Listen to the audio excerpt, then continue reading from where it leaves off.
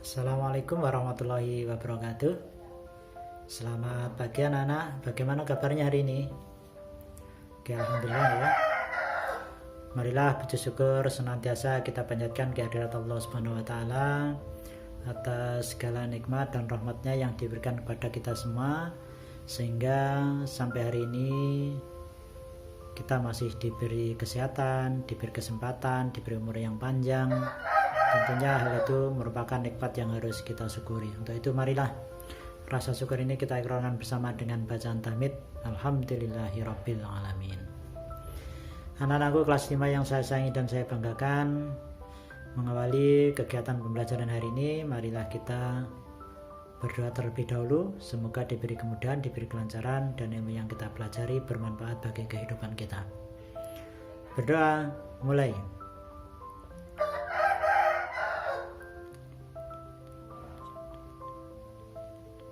Selesai. Oke anak-anakku kelas 5 yang saya sayangi dan saya banggakan, untuk hari ini jadwal pelajarannya adalah bahasa Indonesia. Kita masih melanjutkan materi minggu yang lalu tentang ide pokok. Nah, untuk subpokok bahasan hari ini adalah mengembangkan ide pokok. Nah, bagaimana langkah-langkah dalam mengembangkan ide pokok dalam sebuah paragraf? Nanti akan kita kupas satu persatu. Untuk itu silahkan kalian menyimak dengan baik dan perhatikan tayangan berikut ini. Nah, anak-anakku yang saya banggakan, sebelum kita membahas tentang mengembangkan ide pokok dalam sebuah paragraf, perlu kita pahami bersama ya, bahwa sebuah paragraf itu hanya memiliki satu ide pokok. Jadi hanya satu ide pokok. Nah, di mana ide pokok itu ditemukan? Ide pokok ditemukan di dalam sebuah kalimat utama. Di sebuah kalimat utama. Nah, kalimat utama inilah yang mengandung gagasan utama atau ide pokok dari sebuah paragraf. Nah, intinya yang Ustaz tekankan adalah satu paragraf itu mempunyai satu ide pokok terdapat di kalimat utama, dan kalimat utama itulah yang mengandung gagasan utama atau ide pokok. Bisa dipahami ya? Oke. Nah, anak-anakku kelas 5 yang saya banggakan, kemudian jenis paragraf berdasarkan letak gagasan utamanya ini dikelompokkan atau dibagi menjadi 3 macam. Yaitu yang pertama adalah paragraf deduktif. Apa itu paragraf deduktif? Paragraf deduktif itu adalah paragraf yang letak gagasan pokok atau kalimat utamanya itu berada di awal paragraf. Jadi berada di awal. Jadi paragraf deduktif itu adalah paragraf yang kalimat utamanya berada di awal paragraf. Itu disebut dengan paragraf deduktif. Nah, kemudian yang nomor 2 itu adalah paragraf induktif. Apa yang dimaksud paragraf induktif? Paragraf induktif itu adalah paragraf yang letak gagasan pokok atau kalimat utamanya berada di akhir paragraf ya, di akhir paragraf. Jadi kalau deduktif tadi di awal, maka yang induktif ini berada di akhir paragraf. Kemudian yang ketiga anak-anak itu adalah paragraf campuran. Apa sih maksudnya paragraf campuran itu? Paragraf campuran yaitu gabungan antara paragraf deduktif dan induktif. Jadi paragraf ini diawali dengan kalimat utama, kemudian diikuti oleh kalimat-kalimat penjelasnya, Kemudian di bagian akhir ini adalah kalimat utama lagi. Jadi kalimat utama, kemudian penjelas, kemudian di akhirnya adalah kalimat utama lagi.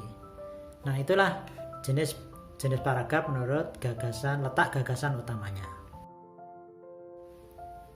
Nah, untuk selanjutnya anak-anak, bagaimana langkah mengembangkan ide pokok dalam sebuah paragraf? Ini ada beberapa langkah yang harus kita pahami bersama, yang harus kita lalui. Langkah mengembangkan ide pokok dalam sebuah paragraf itu yang pertama adalah harus memahami topik dari paragraf atau tag yang akan dibuat. Jadi yang pertama kali yang harus dilakukan adalah memahami topik dari paragraf tag yang akan dibuat. Kemudian yang kedua yaitu memahami ide pokok dari paragraf atau tag yang akan dibuat. Jadi dipahami ide pokok tadi, dipahami. Jadi memahami ide pokok dari paragraf atau tag yang akan dibuat. Nah, anak-anakku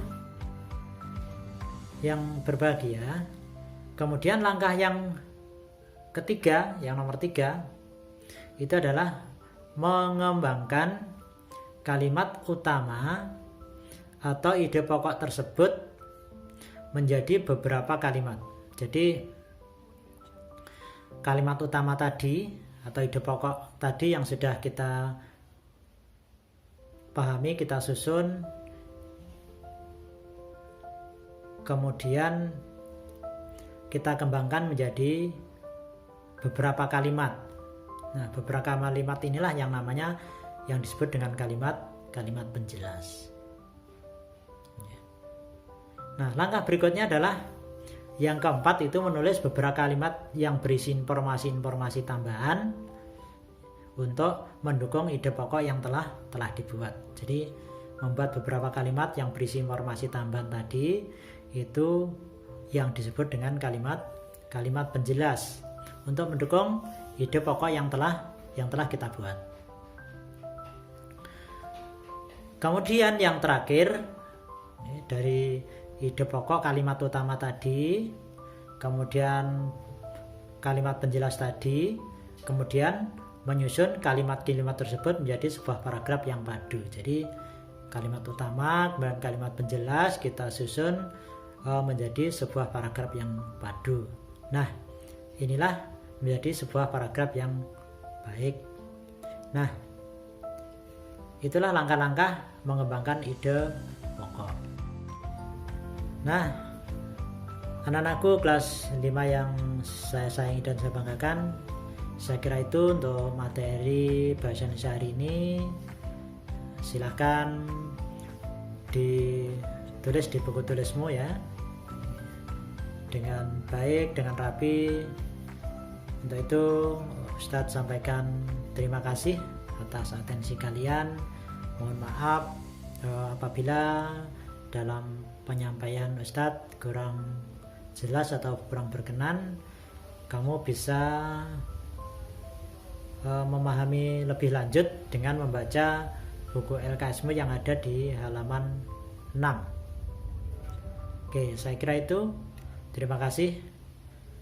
Saya ucapkan, marilah pertemuan lain kita tutup bersama dengan bacaan hamdalah. Alhamdulillahirrabbilalamin. Billahi taufiq wal hidayah. Assalamualaikum warahmatullahi wabarakatuh.